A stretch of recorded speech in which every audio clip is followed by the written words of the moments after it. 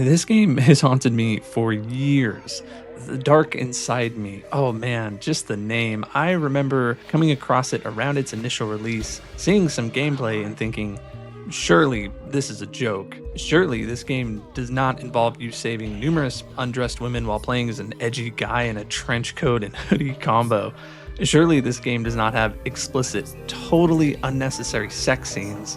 And surely this game does not sound like this. Welcome, my sweet brother. What are you doing, Claire? Will you enjoy the touch of flames with me? Claire, stop, please. Fire cleans our sins, brother. It's the most painful and the pure way of purging ourselves. Claire, no! And I quickly learned that all of those things are in fact true. And at the time, being younger and really unable to cope with that, I left it. I never played the thing. But I never really forgot about it. It was always there in the back of my mind, that morbid curiosity left unsated, some unresolved, intangible thing, a lingering headache that comes slowly rolling back after the meds wear off, easy enough to manage, but I'm always aware of it. I know this game is resting there in Steam, buried like Jumanji somewhere in the endless channels of unfinished early access games and deeply discounted slop. Years go by, and I feel fine, mostly the same, a little sadder, maybe. But sometimes when I'm alone with my thoughts, I drift back to that space, that Steam page. And some time ago, I realized, you know what? I need to know who this guy is. I need to know who these Hellraiser Cenobite dudes are. And I need to know why this game came out in 2018, and in January of this year, a teaser for the third chapter was released. Yeah, this game is not good. It's transgressive, but without skill. It wants to pretend that it's a big boy game telling a big boy, dark, and mature story, but it lacks the ability to shock and offend you outside of showing graphic, often unintentionally hilarious violence, and just so much nudity. So let this be your content warning. I will be censoring like 50% of this video due to what's shown on screen. I will not show anything beyond usual blood and violence, but the content of the game often includes extreme sexual violence specifically directed towards women. It also takes a not so brief trip to Auschwitz in Nazi Germany, and it handles that and the prior subject matter with about as much care, respect, and subtlety as a rock through a window. Imagine if a story centering around these themes were written by an emo 18-year-old kid who spends his weekends probably writing Jeff the Killer fan fiction on his live journal, and you'll get a pretty good idea of what to expect. I am of the opinion that discussing and exploring these themes in fiction is perfectly fine, but they have to be covered with care and tact, both of which are severely lacking here. Okay, so how are we feeling? Let's do this thing. So we wake up in a hospital bed, tormented by royalty-free Cenobites, rushed down a corridor. Immediately, you may notice a frantic editing style to this cutscene, and yes, that's how all of them are, so please look forward to that. The gameplay begins now. Pretty standard point-and-click adventure, and the first section here highlights what you're in for. Pixel hunting and clicking around to thrilling commentary by our guy. It drives me crazy. Breaking free, you find a nurse blocking your path. Oh god, is that a scalpel? Ah, jeez. Okay, well the nurse is dead. Now what? It was bloody. She was a threat for me. I couldn't take that risk. A treat? Did you mean a threat? You must have meant threat, right? The door is locked and I can't explore any further down the room. Oh, I was supposed to check her pocket? Let's check it. Oh, Christ. Yeah, a lot of pixel hunting in this game. And not only that, but most of the time you have to click the correct thing twice in order to pick it up. Our bandaged hero here has no shortage of commentary on what he's looking at, Useless stuff. but most key items he will first announce and then pick up on his second attempt. Sometimes it's just a sack of potatoes, but sometimes it's an, okay, let's check it. Let's check it. And that's how you know you're going to get a key item. You find some new men's clothes and get dressed. Going for some odd combo of Simon from Cry of Fear and that Watch Dogs guy, I don't know. Maybe he chooses this to hide the bandages, but he soon loses those and then keeps the outfit anyway, so he must just think it's cool. I could sit here all day and diss this guy for these duds, but we've got a lot ahead of us, so let's keep moving.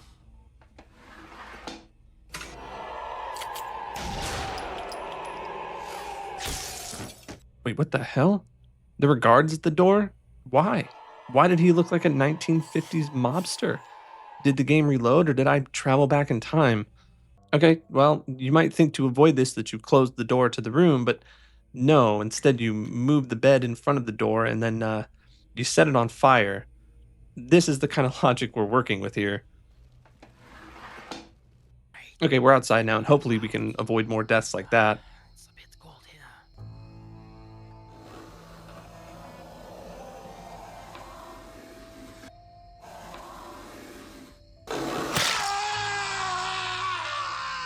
Oh, you're supposed to jump.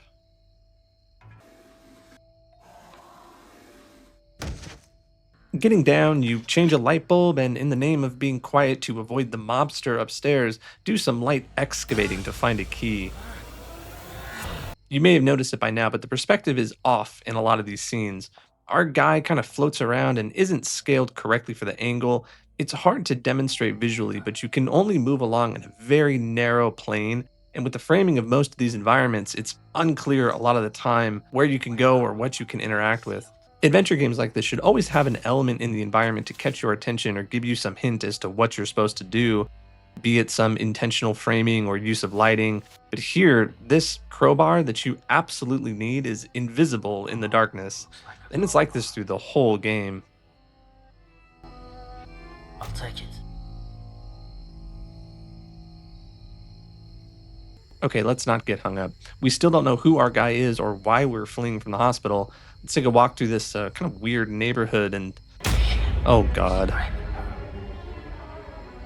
Maybe I should do something.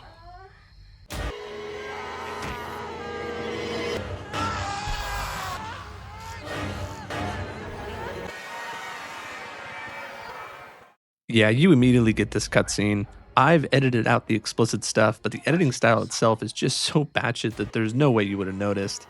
Eagle eyed watchers may have spotted something and have an idea of what comes next. And wait, can we go back? Who the hell is this? Okay, well, what a cliffhanger, right? And to be clear, I'm not skipping any cutscenes or any readable notes or anything like that because there are none. What I'm showing you here is all the story we're getting. So after witnessing the assault in the alley, you collapse and wake up in this train. He seems confused by this, so we're definitely the same person, just slipped back in time or something. It's around this point where the game gets less fun. There's a Nazi soldier assaulting a dead body, so we take him out, and with nothing else to do, we just sort of hide and wait till we get to our destination. Would be a good place to hide.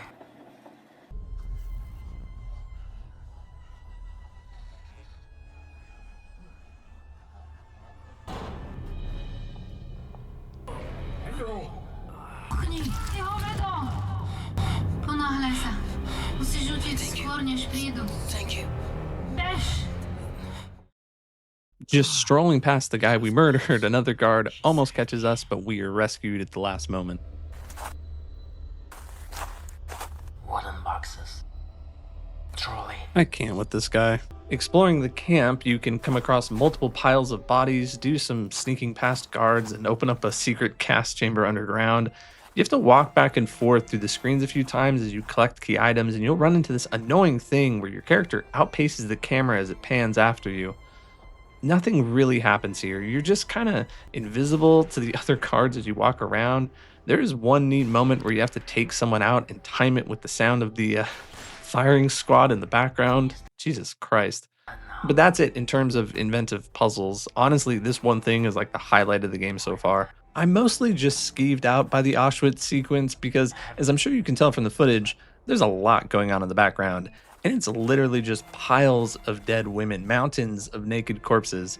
If you look at them, our guy might utter an, "Oh, those poor women," but I don't really get the sense that's what the writer feels considering some of these camera angles. At best, you're an edgy dickhead. The dude that we play as seems to be a self-insert of the solo dev who made this, even going so far as to model him after himself. The optics are bad no matter what. Listen, I don't mind tough fiction. I've read The Slob, I've read The Girl Next Door, but this is just edgy imagery done really poorly. When I tell you that there is no story to like lift these things up, I'm serious. It's lock and key puzzles and that's it. You've seen every story beat so far. Hey, you do get to hit a Nazi on the head with a hammer until his eyeball pops out so you can use it on a door scanner thing, which I can totally get behind.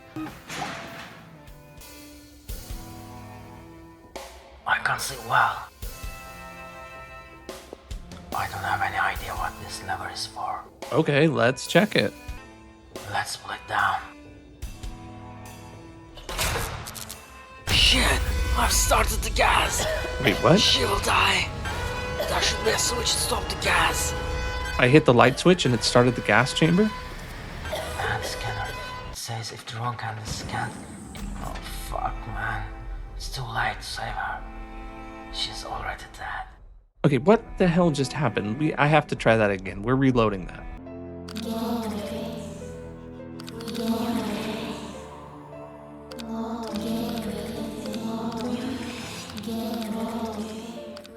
Oh yeah, this is the main menu, by the way. Down. Shit!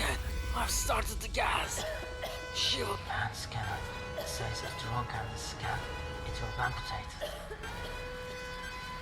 She saved my life. I can't let her die here because of me. Oh my god. The only way to turn off the gas chamber is by putting your hand in a blender? Why is that the override switch? I can't. Ďakujem ti. Zachránil si mi život. Sorry, I don't understand you. Si skutočný hrdina. It's okay. You also saved my life. So this was the woman from the train. In the time it took for us to get here, she got captured and left in this gas chamber.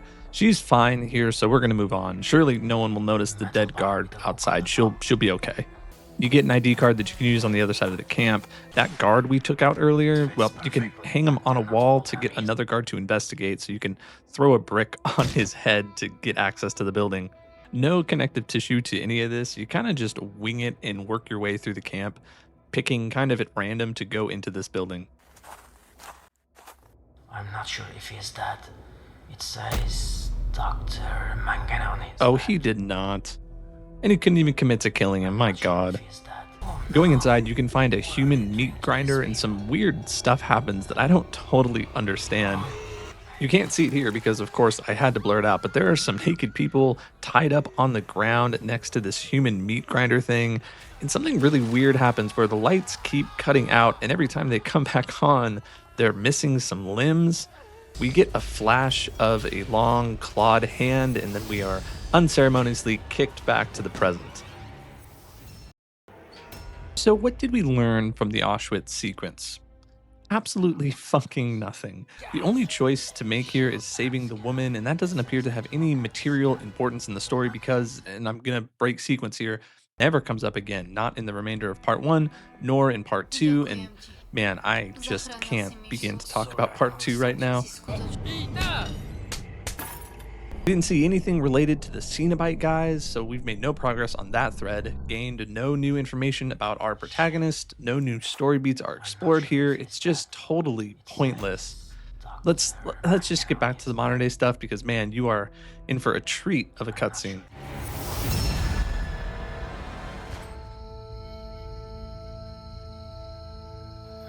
What the fuck were you looking at? Come on. You scared now? You're such a pussy. You don't know anything. Anything at all. You just piss me off.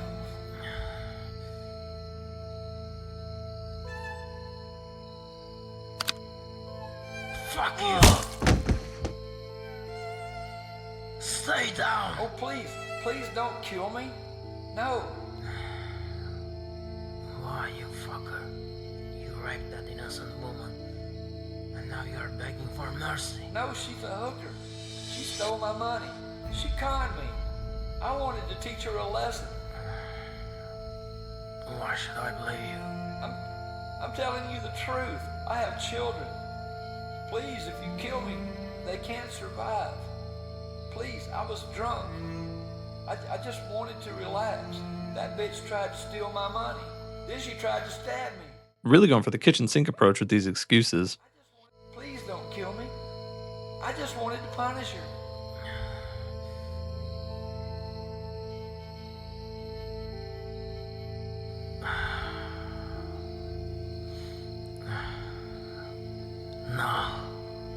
No, man. You're gonna pay for this. I feel like Hayes would have been best friends with this guy. I gave him what he deserved. You saved me from that asshole. I'm Lena, by the way. And you? My name. Hey, it doesn't matter. Don't worry, everything is okay now. I need to go before police come. Listen, first, let me take care of your head. It's bleeding. I'll take this mask off. Also, there are some clothes in the car you can change. Then, we'll go to my sister's house to get my little girl Jane. It's not far, just St. James Street, number 30. Let's go there first. Then you can keep the car and I will give you some money as well. Wow, this is working out great for me. Okay, Lena. I'll take you there and take this car after you patch me up. All right. Thank you so much for what you've done for me. It's okay. No problem, Lena.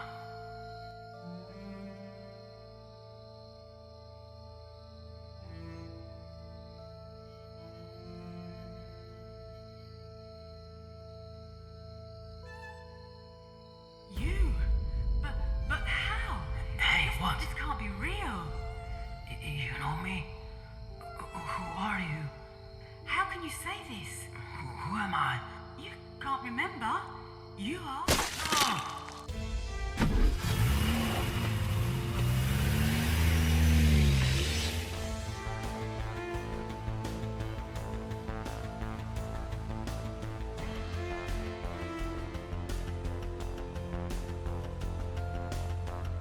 I should go to her sister's house. She will also know about me. Fuck. I'm going to trim this down because it's like 45 seconds of him just driving down the road.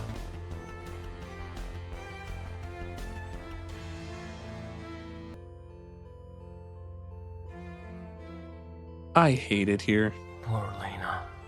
Why someone wanted to kill her? Damn. Things are getting more complicated.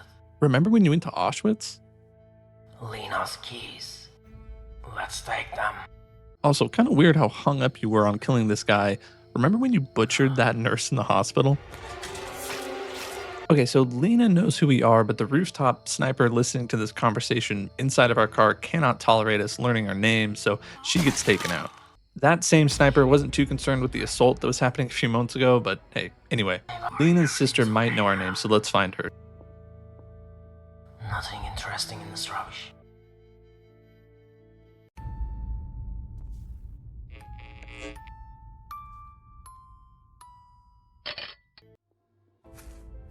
Tree dancing woman. Old birdcage. Mirror. Mirror. Drawer. Only the most insightful commentary from our guy. Of course.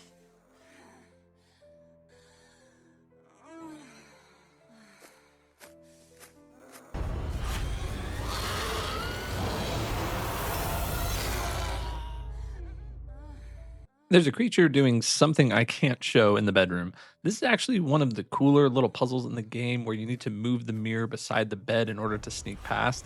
If you're paying attention, you might notice his reflection in the death scene as a little hint as to what to do.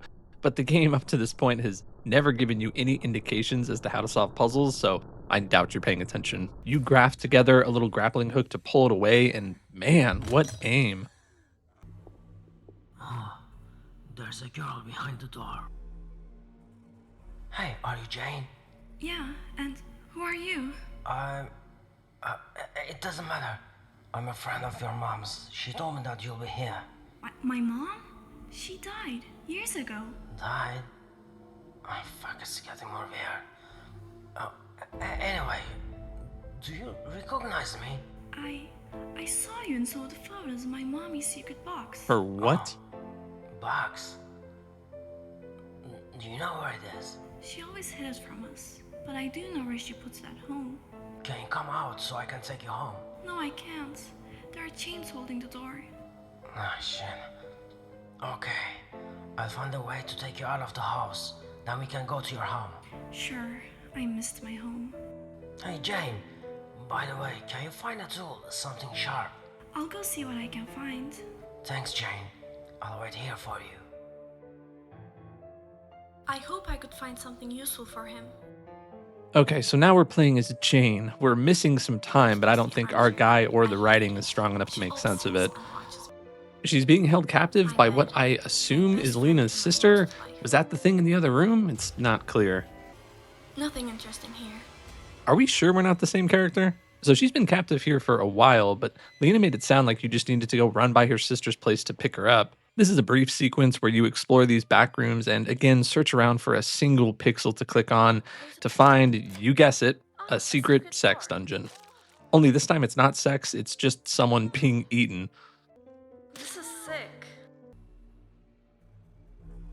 Screwdriver. It might be useful. Oh, we're definitely the same person. Oh shit! What's that? I hope it won't see me. Jane, are you there? Thanks God. It's gone. Now I can go down. Here you go. It's the only thing I found. Thank you, Jane. I will save you from here. Just give me some time. Okay, sir. Thank you. I'll wait for you.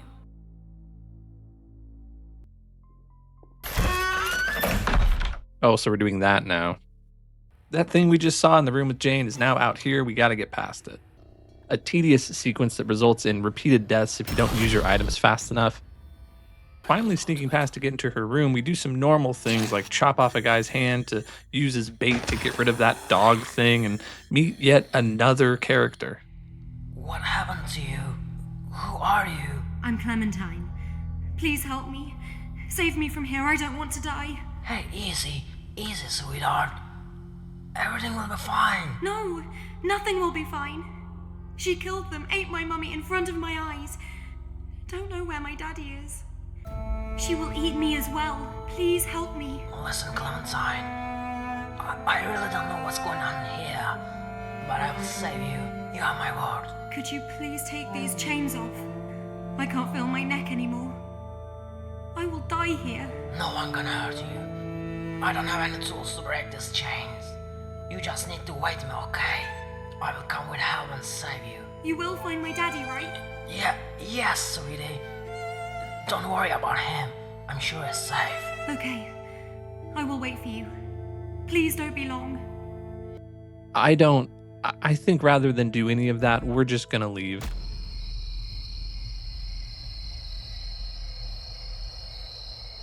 Branches.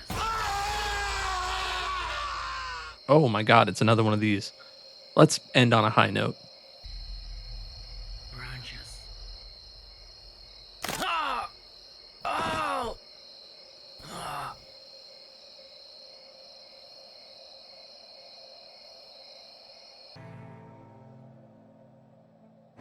Why do I get all this grief?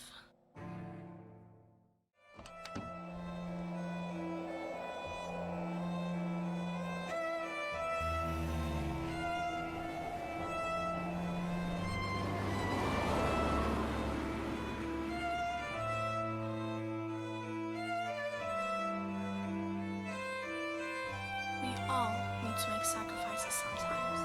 Who are you talking to? Nothing interesting here.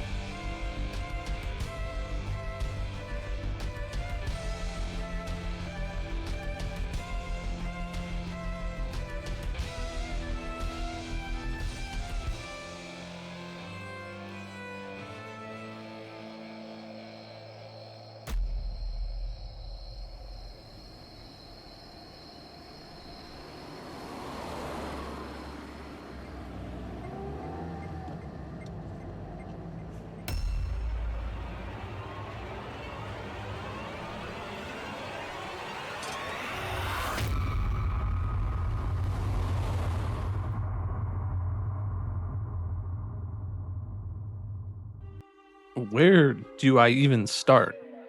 Jane gets fucking blown up and set on fire. Clementine somehow frees herself and leaps out of the window. I don't. What about the photo of us that Lena had? What rules did Jane break that offended the Cenobites? Picking up a screwdriver? We murdered a nurse and traveled back in time, but I guess there's no rules about that. The sniper from earlier comes back and shoots both the cops in the car, and we may even get a glimpse of her at the end. We fly off the side of a mountain, but we're okay, and that's it. Also, Clementine is evil, but whatever. Many questions remain on this strange journey. Who are the Cenobites? Who are we playing as? What was that thing in Auschwitz? Why were we in Auschwitz to begin with? Why do I have so many items that I never use? I guess the good news is that perhaps these questions are addressed in part 2. And the bad news is that we have to play part 2. What are you doing, Claire? I thought about combining both chapters into one video, but I need a break. Too much of this guy, and I might forget my understanding of the story. I can't imagine anyone sitting through an hour-long video of the dark inside me. It's a weird game, man. Frantic and simultaneously lethargic, with pacing that seems to be dictated by whatever edgy thing the dev could come up with at the time. Plots are introduced and never explored. It's just all over the place. If you read up on the Steam page and squint really, really hard when playing, there seems to be some theming around good versus evil and how anyone can succumb to the dark inside them or appeal to their better nature. Really, this just seems like the dev's thinly disguised fetish. Across this video, I realized I spoke very little about the actual gameplay, and that's because there's just nothing to it. Outside of its frustrations, I think the story or the idea of the story here are much more compelling to talk about. There's a lot more to talk about ahead, and if you made it this far, thank you. I'll see you in part 2. Take care. Welcome again, handsome. Let's see how good you are.